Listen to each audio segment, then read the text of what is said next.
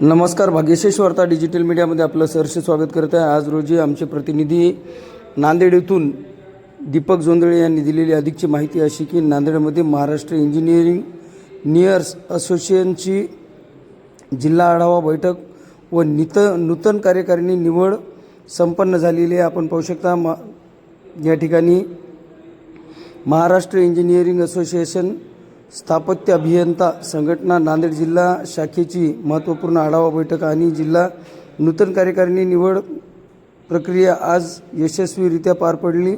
विसावा पॅलेस शिवाजीनगर नांदेड येथे आज दुपारी 12 वाजता या विशेष कार्यक्रमाचे आयोजन करण्यात आले होते। या कार्यक्रमाच्या अध्यक्षस्थानी संघटनेचे माजी राज्याध्यक्ष इंजिनियर सुभाष रावणगावकर हे उपस्थित होते। त्यांच्या मार्गदर्शनाखाली संघटनेच्या आगामी वाटचालीवर आणि जिल्हाभरातील स्थापत्य अभियंत्याच्या विविध प्रश्नांवर सविस्तर चर्चा करण्यात आली।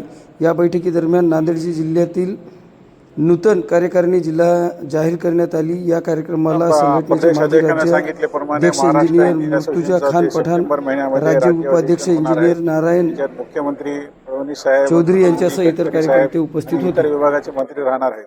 या निमित्ताने ते सर्व जिल्ह्याचा दौरा महाराष्ट्राचा प्रदेश अध्यक्ष आणि त्यांच्यासोबत राज्य कार्यकारिणी करत आहे। त्या निमित्ताने आज सगळेजण नांदेडला आले होते आणि आम्ही ते सगळे अभियंत्याला निमंत्रण देऊन आता हे बोलवले आणि आमची मुख्य मागण्या ते अधिवेशनमध्ये ठेवणार आहे त्यांना ते अवगत केले। याबद्दल सर्वांचे आम्ही आभार व्यक्त केले।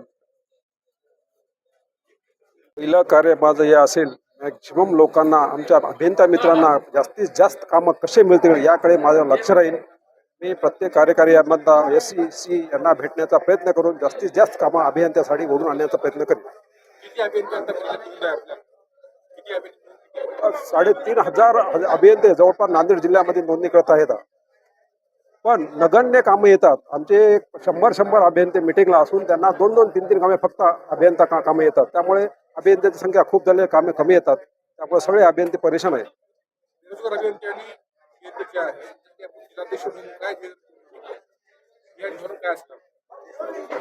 त्यांना काम मॅक्सिमम काम देण्याचा प्रयत्न करू, हे माझं धोरण आहे। महाराष्ट्र इंजिनियर असोसिएशनची इथे आढावा बैठक आज नांदेड जिल्ह्याची पार पडली। संपूर्ण महाराष्ट्राच्या दौऱ्यामध्ये आम्ही निघालेलो आहोत। येणाऱ्या काळामध्ये सप्टेंबर ते ऑक्टोबर महिन्यामध्ये एक मोठा राज्यव्यापी अधिवेशन महाराष्ट्र इंजिनियर असोसिएशनचा नागपूरमध्ये होणार आहे। त्याच्यामध्ये मुख्यमंत्री साहेब, नितीनजी गडकरी साहेब, बांधकाम मंत्री आणि सगळे वेगवेगळ्या विभागाचे मंत्री उपस्थित राहणार आहेत। त्या अनुषंगाने पूर्ण तो मेळावा सुंदर आणि चांगला झाला पाहिजे आणि बेरोजगार अभियंताचे, सुशिक्षित बेरोजगार अभियंताचे जे मागण्या आहेत, आतापर्यंत आम्हाला 1.5 कोटी रुपयाचे रजिस्ट्रेशन आणि 3 कोटी रुपयापर्यंत कामं भेटतात, पण लॉटरी पद्धतीने प्रत्येक जिल्ह्यात आम्ही जो आढावा घेतो त्याच्यामध्ये असं दिसत आहे की या जिल्ह्यातले जे एक्झिक्युटिव्ह इंजिनियर आहेत, जे विभाग आहेत, PWD असतील किंवा वेगवेगळे विभाग, सुशिक्षित बेरोजगार अभियंत्याला कामं फार नगण्य मध्ये देतात। मजूर सहकारी संस्थेला त्यांच्या झुकता माप राहतो, म्हणून कुठेतरी बेरोजगार अभियंत्याचे प्रश्न मार्गी लावण्याकरता, त्यांच्या दोनताला काम मिळण्याकरता जे इंजिनियर सुशिक्षित होऊन इतक्या याच्यामध्ये आलेले आहेत, निश्चितच त्यांच्या माध्यमातून कामं झाले पाहिजे, इन्फ्रास्ट्रक्चर त्यांच्या माध्यमातून डेव्हलप झालं पाहिजे, अशा प्रकारची तीव्र इच्छा आमच्या महाराष्ट्र इंजिनिअरिंगच्या संघटनेच्या मनामध्ये आहे। आणि त्या अनुषंगाने मी प्रत्येक जिल्ह्याचा दौरा करून हा सगळा आढावा घेऊन हा अशा प्रकारचा कार्यक्रम आज इथे पार पडला। त्याबरोबरच हे नूतन आमची कार्यकारिणी इथे जिल्हा अध्यक्ष आमचे जे बाळास्कर साहेब होते त्यांचा कार्यकाळ संपला आणि त्याच्यामुळे आता आम्ही आमचे नवीन मामेडवार साहेबाला आम्ही जिल्हा अध्यक्ष म्हणून घोषित केलं। त्याच्यासोबत त्यांची कार्यकारिणीची आज घोषणा केली। या अनुषंगाने आज इथे आलो होतो आणि तो कार्यक्रम छान रीती इथे पार पडला।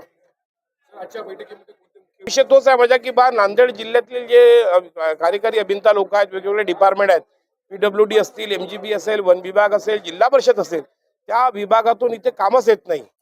म्हणजे लॉटरी पद्धतीने जे लॉटरी काढण्याकरता GR काढलेला आहे 33% लॉटरीमध्ये कामं आले पाहिजे, पण ते लोक कामच पाठवत नाही। मजूर सहकारी संस्थेला झुकता माप देतात ना, आम्हाला कामच देत नाही। हा आमचा मुख्य मुद्दा इथला आहे आणि येणाऱ्या काळात जर त्यांनी तशा प्रकारचे कामं परत पाठवले नाही तर आम्ही आंदोलन करणार आणि रस्त्यावर उतरणार।